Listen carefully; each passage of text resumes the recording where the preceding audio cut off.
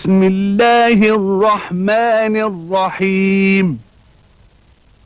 كتاب أنزلناه إليك مبارك ليدبروا آياته وليتذكر أولو الألباب. صدق الله العظيم.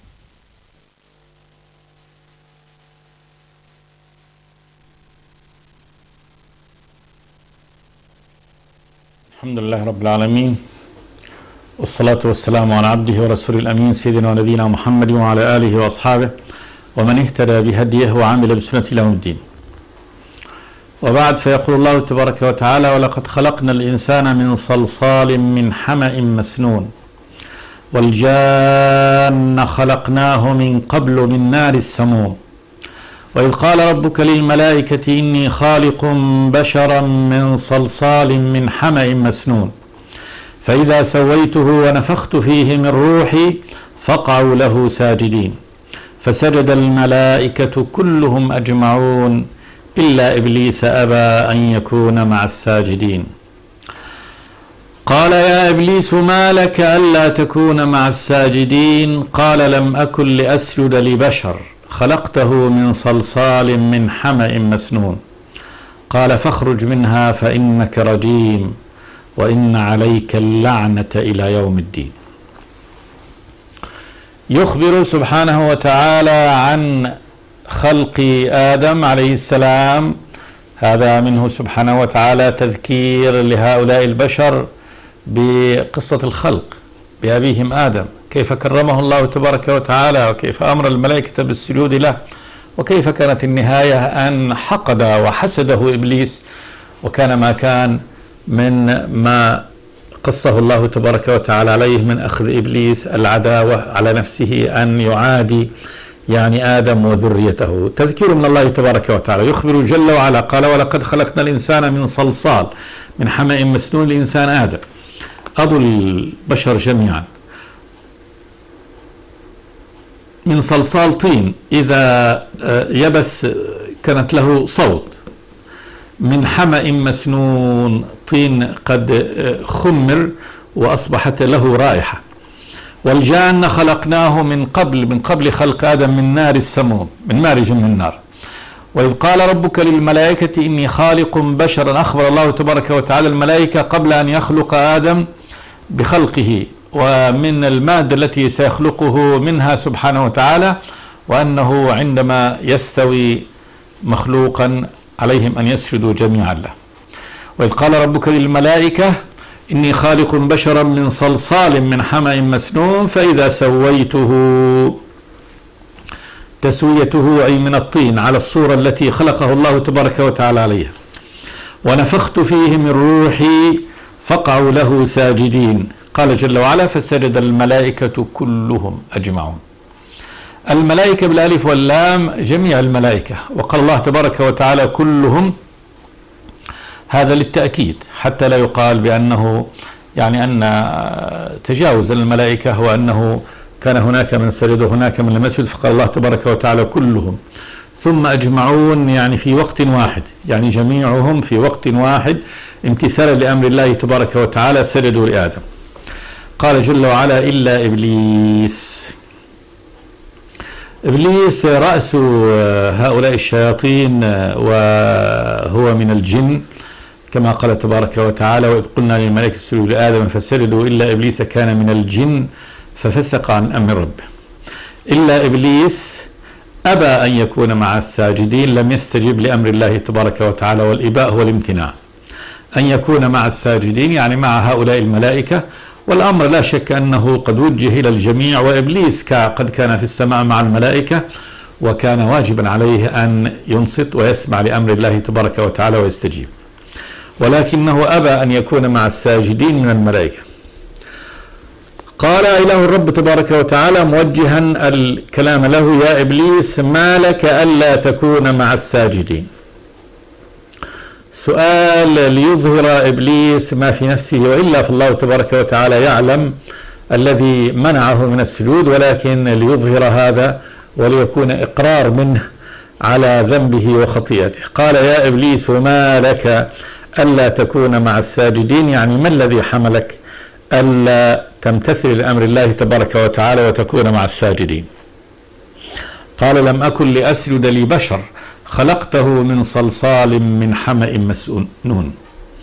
لم أكن لأسجد لبشر، يعني إن هذا لا يمكن أن يكون ولا يتأتى أن أسجد لهذا البشر الذي خلقته من صلصال من حمأ مسنون. وقوله هذا يعني أن هذا هو دونه في الخلق.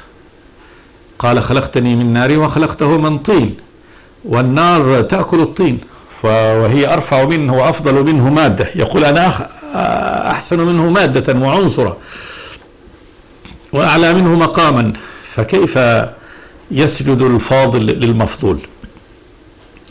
وهذا اعتراض على أمر الله تبارك وتعالى ورد لهذا الأمر واستكبار، والأصل في أمر الله تبارك وتعالى أن يطاع. قال أي لما ظهر منه هذا الكبر وهذا التعالي عن أمر الله تبارك وتعالى، بل وكأنه رأى أن أمر الله ينافي الحكمة وينافي يعني المنطق، إذ كيف وهو الأفضل والأشرف يسجد لمن هو دونه في الخلق. قال جل وعلا فاخرج منها فإنك رجيم. طرده الله تبارك وتعالى منها، قيل من الجنة أو من الملأ الأعلى اللي فيه، منها من رحمة الله. فإنك رجيم فعيل بمعنى مفعول مرجوم، والرجم ضرب بالحجارة، القذف، فهو مقذوف بكل لعنة، مقذوف بكل لعنة من لعنات الله تبارك وتعالى. وإن عليك اللعنة إلى يوم الدين، عليك هذه اللعنة إلى يوم الدين. واللعنة هي هذه ما أصابه من سخط الله تبارك وتعالى ومن عقوبته. وأصل اللعن في لغة العرب هو النفي من القبيلة، فإن القبيلة العربية إذا كان لها ابن تكثر جرائره وجرائمه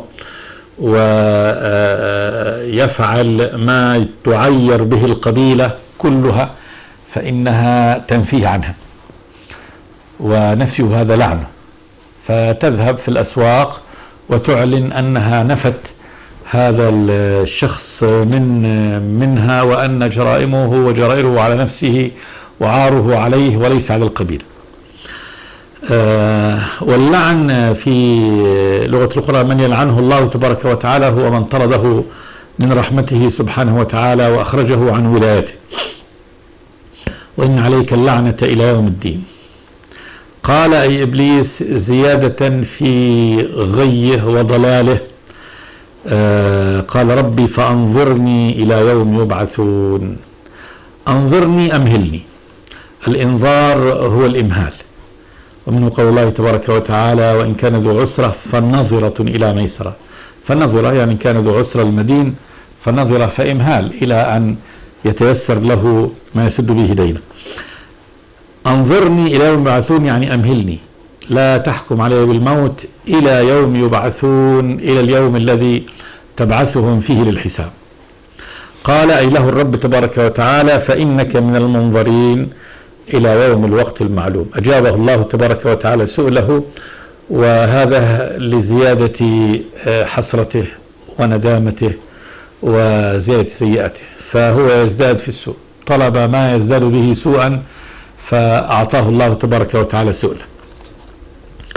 قال فإنك من المنظرين إلى يوم الوقت المعلوم.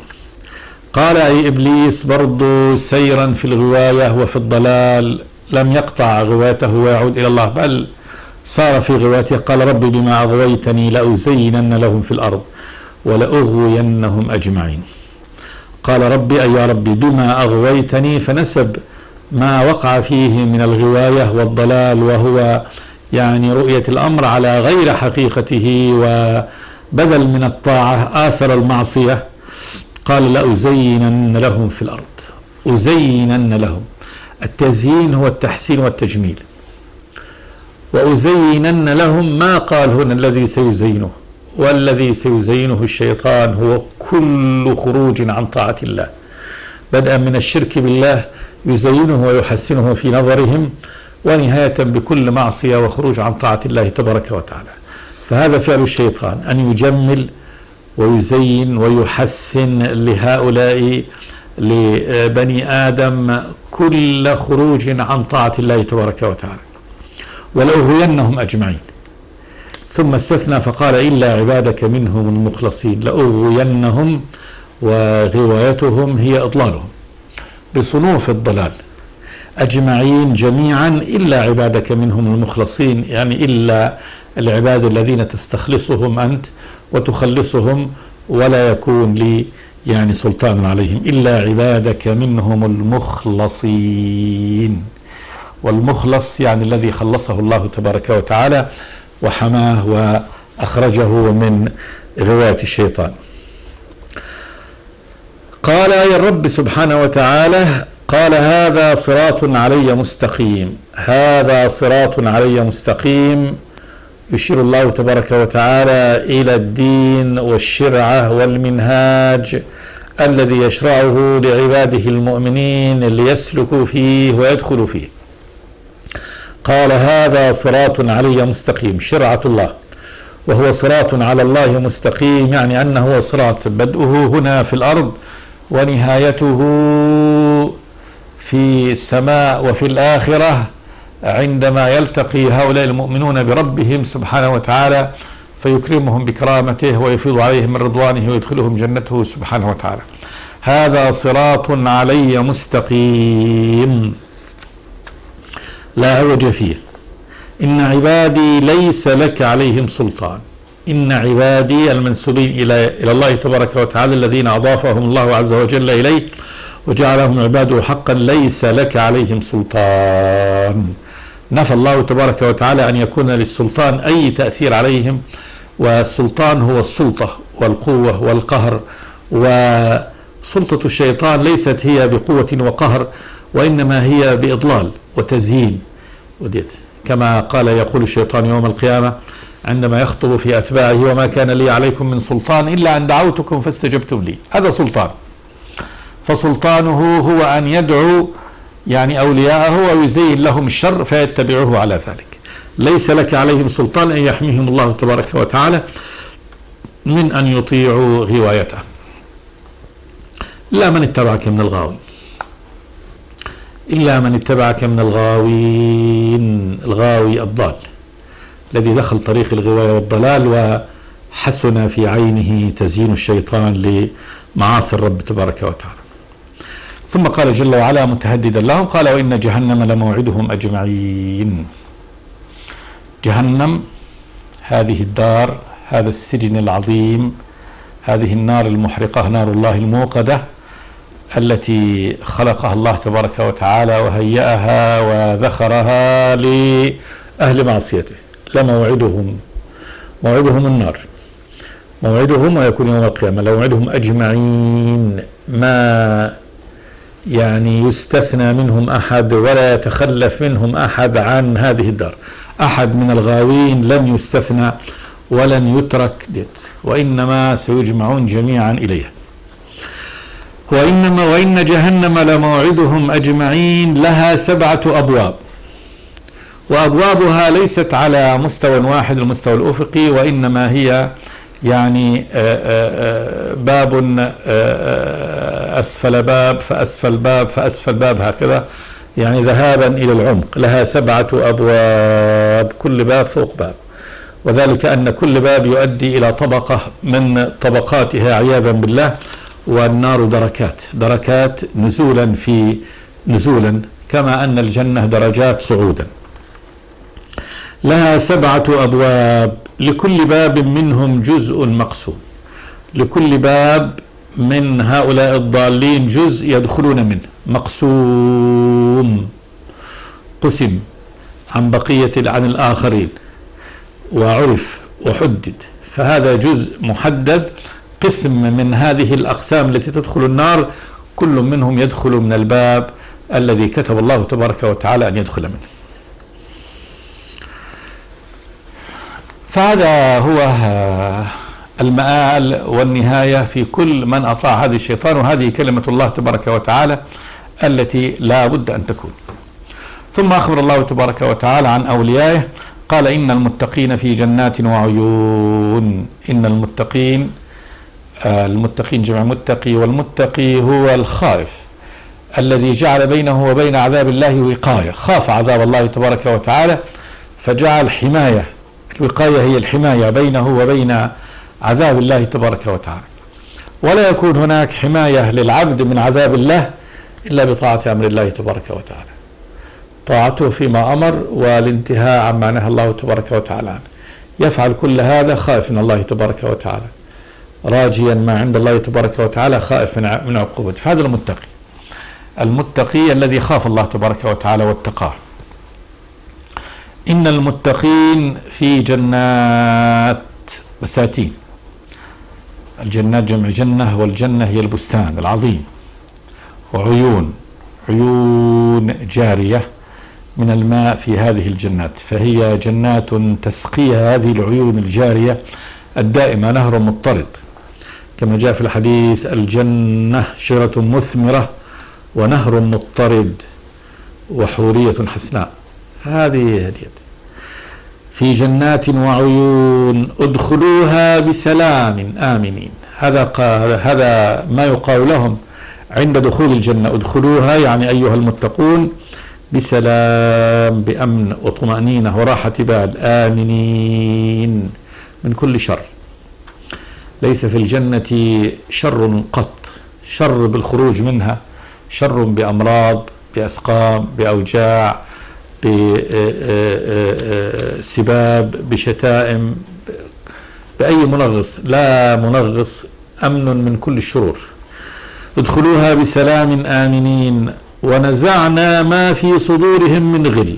فهذا كذلك من الأمور التي أمنهم الله تبارك وتعالى بها، أن يكون بين اثنين خصومة ممن يدخل النار. ونزعنا ما في صدورهم من غل، من الذي كان في الدنيا. فإنه قد يكون بين أهل الطاعة في الدنيا شيء من الغل والحسد والحقد، وقد يكون بعضهم قد خاصم بعضا، خصومة من هذه الخصومات. لكن إذا دخلوا الجنة فإن الله تبارك وتعالى ينزع كل ذلك من قلوبهم، حتى لا يبقى بين اثنين من هؤلاء المتقين خصومة ولا إحنة ولا تباغض، بل يكون هناك التصافي التام والحب التام. ونزعنا ما في صدورهم من غل إخوانا على سر متقابلين، يعني حال كونهم إخوانا. إخوان بالألف والنون، ما قال إخوة إخوانا للمبالغة في الأخوة، يعني أنهم في غاية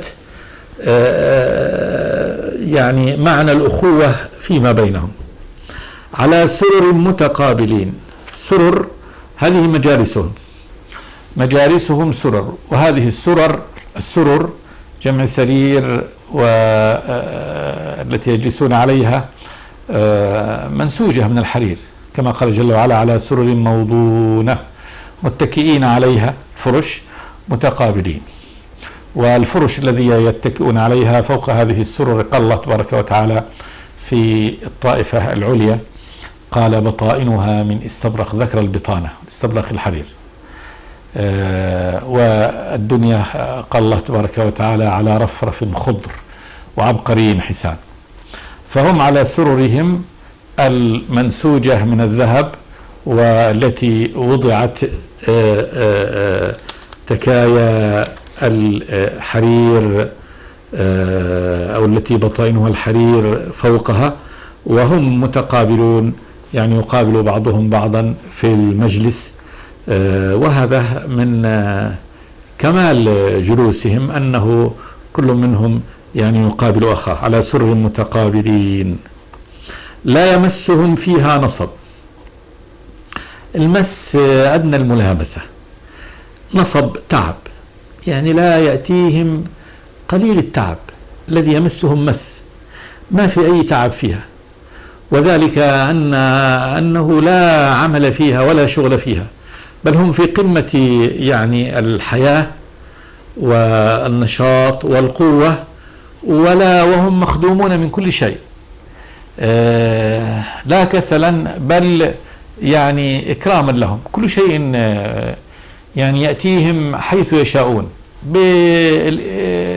بالتمني، حتى الإشارة ديت. فثمار الجنة دانية، قطوفها دانية، وذلت قطوفها تذليلا بالنظر. إذا نظر المؤمن المكرم إلى ما يشتهي من الثمر فإن الفرع ينزل عنده ليأكل منه، ثم إذا أكل ما استلذه منه رجع الغصن إلى مكانه. يريد الشرب من النهر يفجر الماء، النهر يأتيه حيث يكون، يفجرونها تفجيرا. ينتقل بلا عناء وديت، يطير سريره إلى يعني حيث يشاء من الجنة. فهم في راحة كاملة، لا كد للعمل، ما يعمل ليزرع أو ليحصد أو ليجني الثمرة أو يعالج طبخ يعني طعامه، بل أي شيء يريد من طعامه تأتي الطير فتطير في الجنة فيشتهيها فتخر بين يديه يعني مشوية كما يشاء، يأكل منها ما شاء، ثم تقوم تطير في يعني تعود طيرا في سماء الجنة. فليس هناك أي معالجة لأي أمر من الأمور يعالجه ويتعبه ويصعد على نخلة ليأتي بثمرتها أو يجمع ثمار، يغسل آنية، يغسل ثوبه، يرتقه. لا عمل لأهل الجنة في معالجة شيء من معاشهم ولذائذهم قط، لا يمسهم فيها نصب قط، وما هم منها بمخرجين، لا خروج لهم من الجنة. وقد قيل بأن هذه الآية هي أعظم نص في الخلود، أعظم نص في الخلود في الجنة ووعد بالخلود فيها هو هذا النص، وما هم منها بمخرجين. يخبر سبحانه وتعالى أن أهل الجنة لن يخرجوا منها، ما هم منها بمخرجين، إذن هم باقون فيها بقاء لا انقطاع له. هذا إخبار الله تبارك وتعالى وعده سبحانه وتعالى. الآيات الآن عرضت المآل الذي سيؤول إليه أتباع الشيطان، والمآل الذي سيؤول إليه عباد الرحمن، إن عبادي ليس لك عليهم سلطان. هذه مآل هؤلاء. وإن جهنم لموعدهم أجمعين، لها 7 أبواب لكل باب منهم جزء مقسوم، يدخلون فيها ثم تغلق هذه الأبواب وتوصد إنها عليهم مؤصدة في عمد ممددة.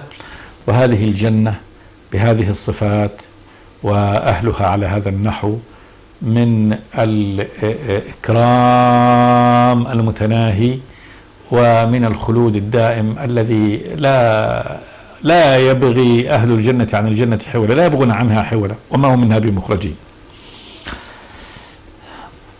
بعد هذا يأتي بيان صفة الله تبارك وتعالى، ولماذا كان الأمر يعني على هذا النحو عند المعاندين المكذبين وعند المؤمنين الموحدين المتقين.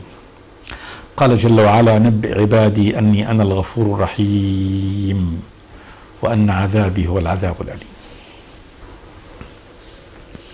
هذه صفة الرب تبارك وتعالى، ومن آثار هذه الصفة كانت يعني عقوبة المجرمين وكرامة المتقين. نبئ عبادي، النبأ هو الإخبار الخبر العظيم، عبادي جميعا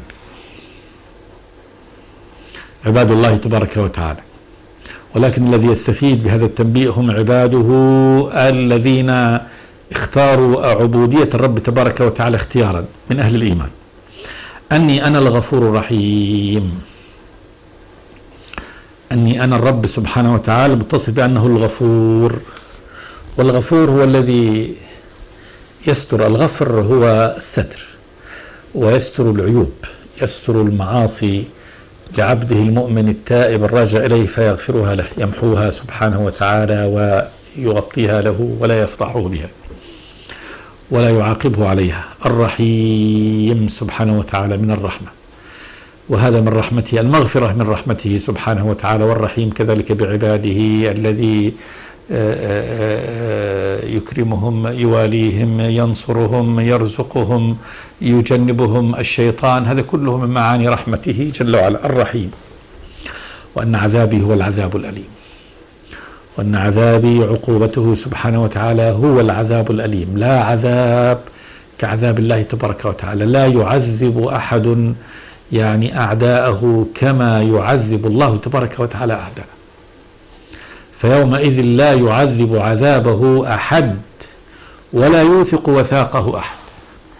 لا أحد يوثق أعداءه كما يوثق الله أعداءه.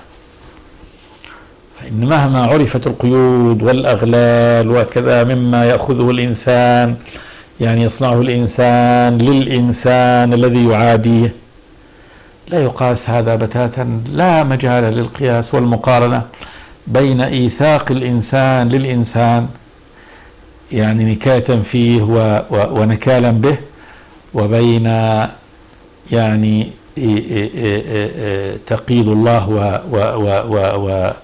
وإيثاقه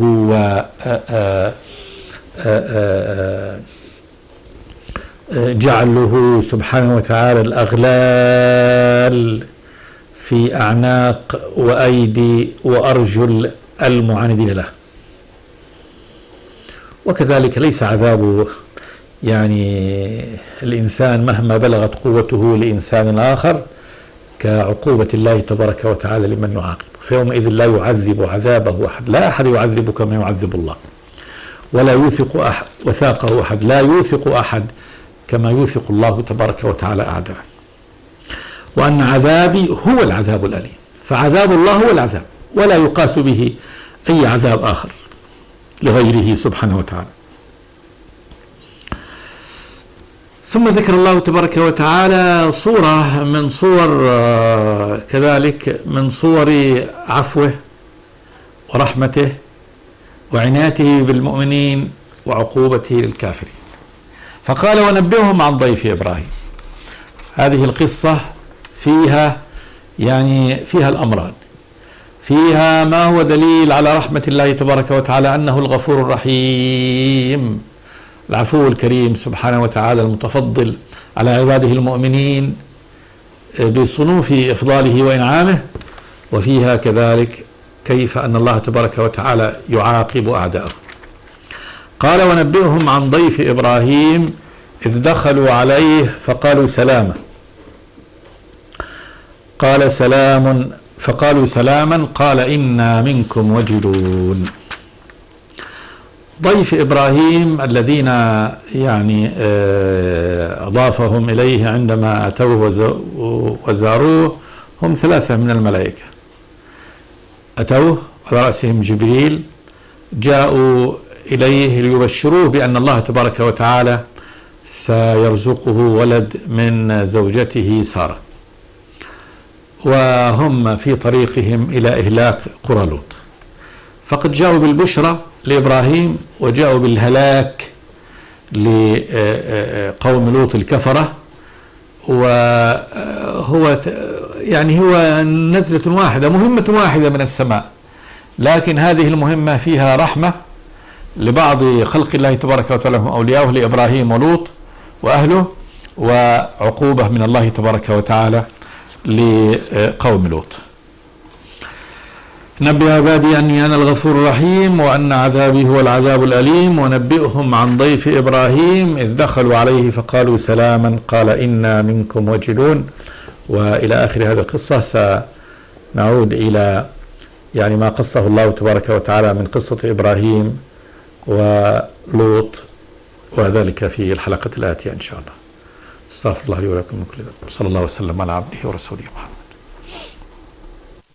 بسم الله الرحمن الرحيم. كتاب أنزلناه إليك مبارك ليدبروا آياته وليتذكر ليذكر أولو الألباب. صدق الله العظيم.